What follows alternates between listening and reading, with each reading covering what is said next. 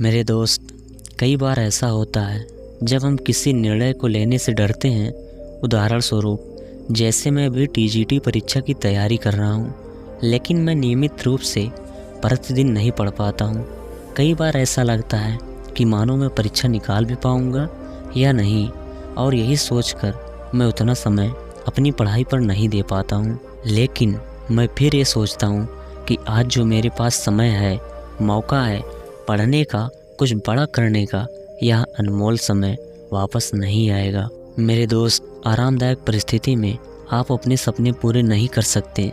इसके पीछे एक बहुत बड़ा कारण है, और आज यही कारण आप इस कहानी के माध्यम से जानेंगे, जो आपको सफल बनाने में मदद करेंगी।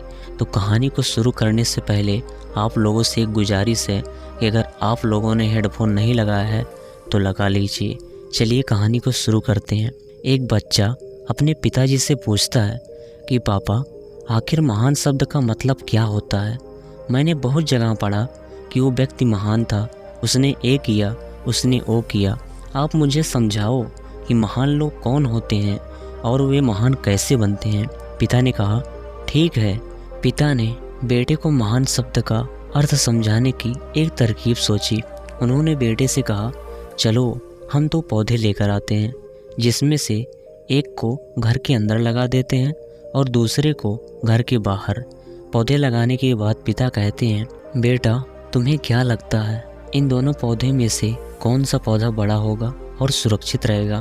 बेटे ने कहा, पिताजी ये भी कोई पूछने वाली बात है।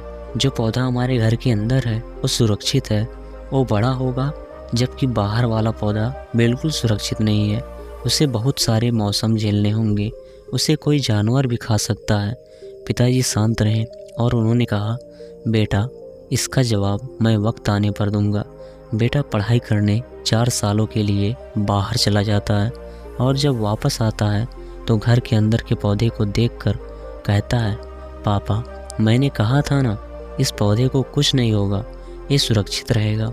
पिता मुस्कुराए और उन्होंने कहा कि बेटा ज़रा बाहर जाकर उस दूसरे पौधे को देख कर आओ।